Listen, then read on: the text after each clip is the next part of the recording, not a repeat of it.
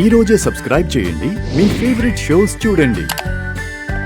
Doctor గారు, మరి ప్రేక్షకులందరికీ కూడా నాకు తెలిసి ఈ రోజు చూపించే వ్యాయామాలు అన్ని ఏజ్ గ్రూప్ వాళ్ళకి బాగా సెట్ అవుతాయి, కావాలి కూడా. Shoulder and back flexibility and mobility కోసం వ్యాయామాలు చూద్దామా? చాలా మందికి ఈ డొక్క భాగాలు, వీపు భాగాలు ఏదైనా ఇట్లా అందుకోవటానికి ప్రయత్నం చేస్తున్న పట్టేసి క్రాంప్స్ వస్తూ ఉంటాయి. నిద్దట్లో కూడా అట్లా డొక్కలు పట్టేస్తుంటాయి. అలాంటి వారికి, మెడ నొప్పులు, నడువు నొప్పులు ఉన్న వారికి, షోల్డర్ మజిల్స్, బ్యాక్ మజిల్స్ అన్ని స్టిఫ్ గా కొంచెం ఇట్లా కదిపేటప్పుడు కూడా నొప్పులు వస్తుంటాయి కొంతమందికి. అలాంటి వారికి ఆ మజిల్స్ అన్నిటిని ఫ్రీ చేయటానికి, రక్త ప్రసరణ ఆ భాగాలకు బాగా పెరగటానికి అద్భుతంగా ఉపయోగపడే, సులభంగా చేయగలిగే, అన్ని వయసుల వారికి అనుకూలమైన వ్యాయామాలు 3 చూద్దాం. షోల్డర్ అండ్ బ్యాక్ ఎక్సర్సైజెస్ ఇప్పుడు స్పెషల్ గా చూడబోతున్నాం. 3 రకాల్లో ముందుగా మోకాళ్ళ మీద మనం అట్లా నుంచున్న తర్వాత ఎడమ కాలుని ముందు పెట్టేసాం. ఒక కాలు ముందు పెట్టి మోకాళ్ళ మీద నుంచున్నప్పుడు బ్యాలెన్సింగ్ బాగా కుదురుతుంది. కుడి చేతిని నడుము మీద పెట్టేసేసి ఎడమ చేతిని ముందు నుంచి పైకి గుండ్రంగా తీసుకెళ్తాం. క్లాక్ వైజ్ అట్లా ఎడమ చేతిని గుండ్రంగా తిప్పిన తర్వాత యాంటీ క్లాక్ వైజ్ మళ్ళీ వెనక నుంచి ముందుకు అట్లా తీసుకురావాలి.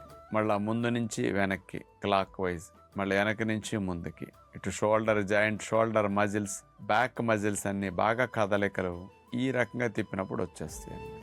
ఒక చేతిని కదపకుండా ఉంచి ఇంకొక చేతిని తిప్పినప్పుడే రిజల్ట్ బాగా వస్తుంది, ఇంకా బాగా రొటేషన్కి అవకాశం కలుగుతుంది అన్నమాట. అలాగే ఈసారి ఎడమ చేతి నడుము మీద పెట్టేసుకుని కుడి చేతిని clock wise, anti clock wise అట్లా కొన్నిసార్లు తిప్పితే షోల్డర్ బ్యాక్కి బాగా రిజల్ట్ వస్తుంది.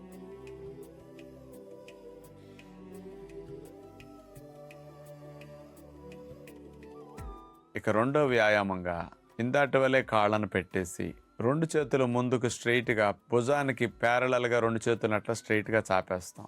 ఆ తర్వాత ఎడమ చేతిని అలాగే ఉంచేసి కుడి చేతిని వెనక్కి తీసుకెళ్ళాలి. నడుముని, మెడనన్నిటిని ట్విస్ట్ చేస్తూ ఎడమ చేతికి సమాంతరంగా కుడి చేయి వచ్చేటట్లుగా అట్లా నడుముని ట్విస్ట్ చేయాలి. కుడి చేతిని వాళ్ళ ముందుకు తీసుకెళ్ళి ఈసారి నడుముని, మెడని తిప్పుతూ ఎడమ చేతిని వెనక్కి తీసుకెళ్ళి కుడి చేయికి సమాంతరంగా తిప్పాలి. ఇట్లా స్పైన్ ట్విస్ట్ చేసుకుంటూ రైట్ నుంచి లెఫ్ట్కి, లెఫ్ట్ నుంచి రైట్కి హ్యాండ్ మూమెంట్తో అట్లా మనం చేయవలసి ఉంటుంది.